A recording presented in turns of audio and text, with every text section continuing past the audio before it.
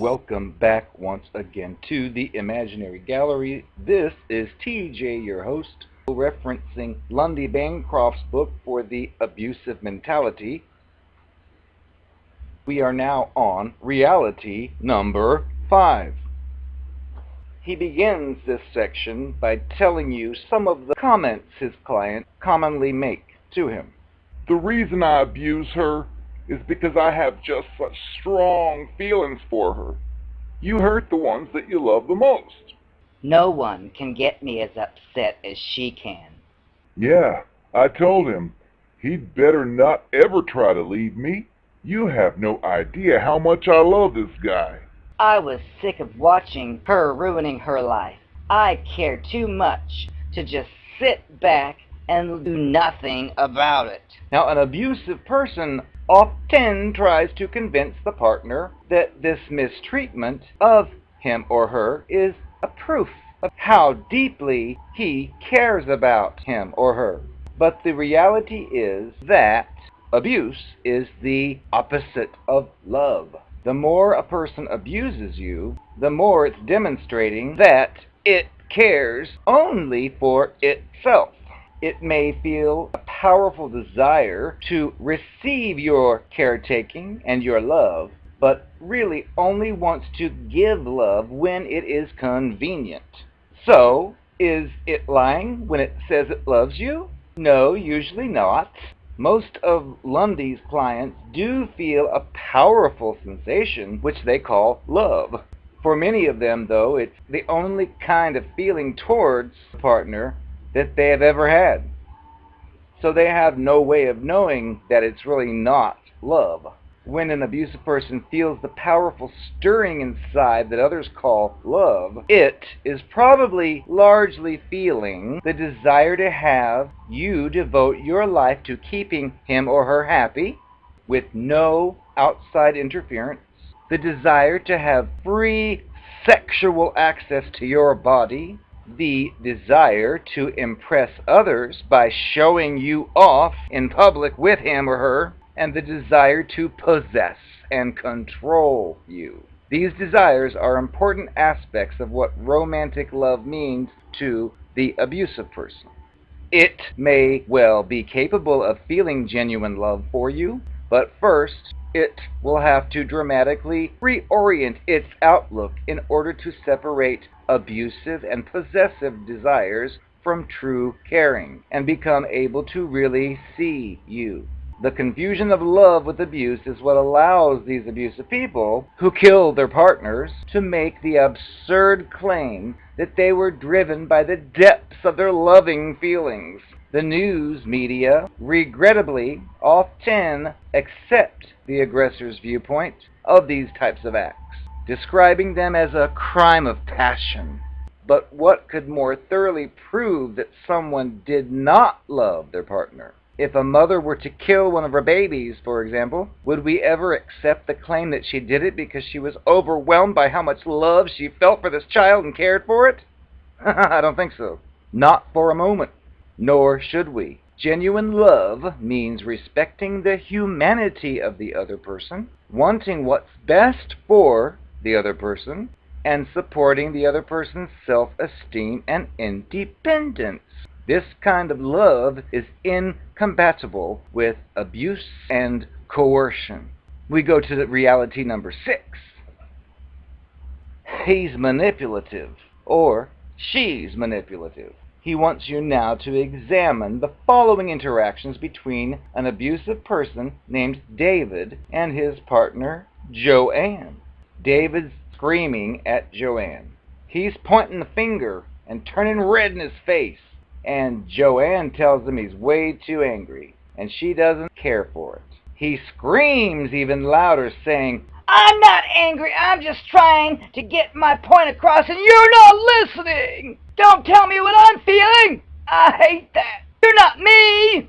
One day Joanne tells David that these ridiculous outbursts are getting to her. She needs some time away from him.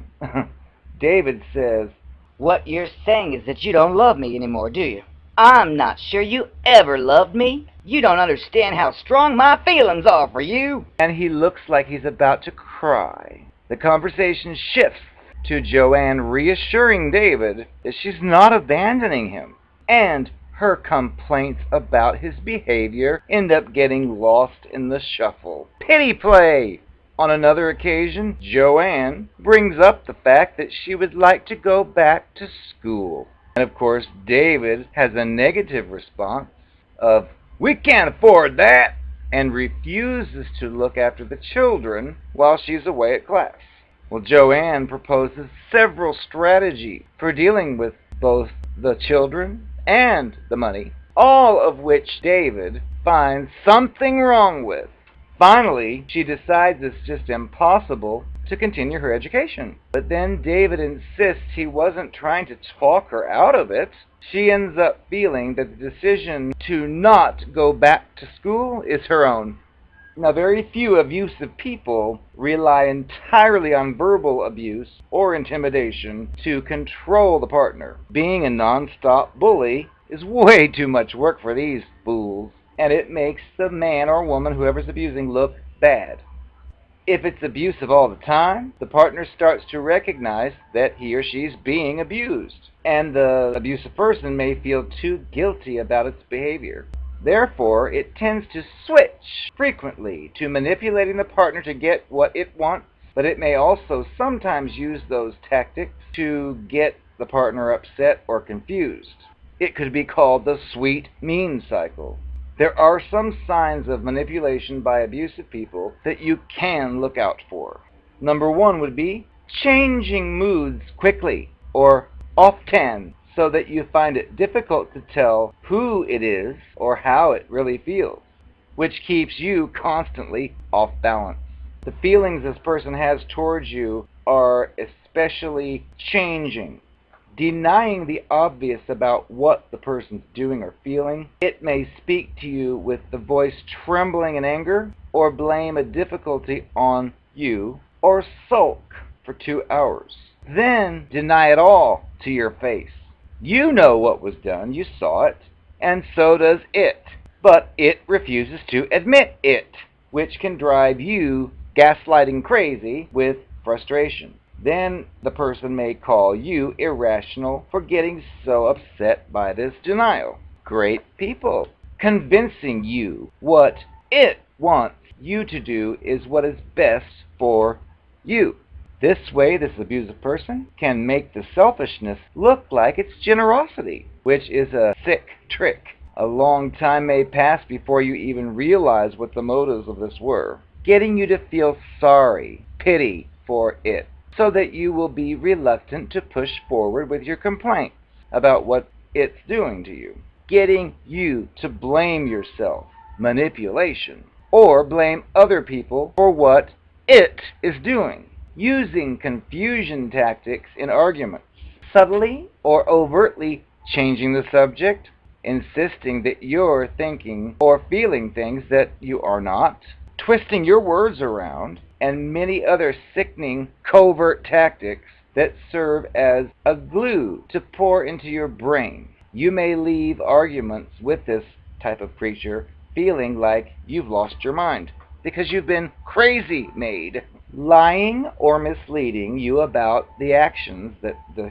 abusive person's done, its desires, or its reasons for doing specific things, which is a form of psychological abuse in order to guide you into doing what it wants you to do.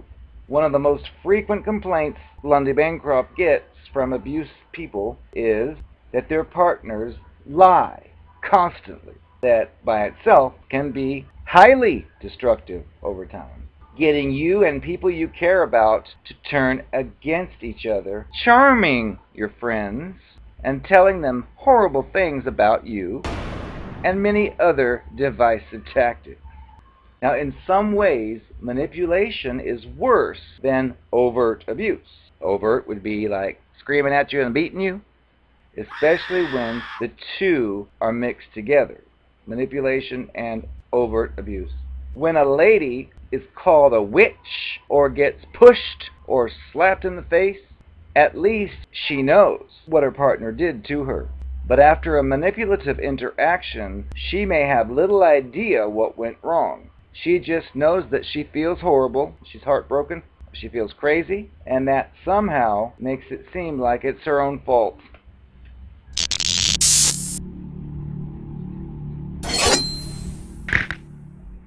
I am the Narcopath. Hi, you remember me? Take a closer look. You kind of thought it was weird that I like to play with toys and put them in my bottom? Well, honey, I've got a pussy willow now, so I thought I'd tell you. I'm the one that got away, so you thought, except for my strange fetishes about inserting objects into my orifice. Hi, welcome to Transgender Cruise Line. I'm Lola Lust, your sexy hostess. This is a transgendered cruise line. Nobody else is welcome, so as long as you're transgendered, step on up, walk right in. If you by chance are in the wrong place, well, the exit's over there. Don't waste our time. Ow!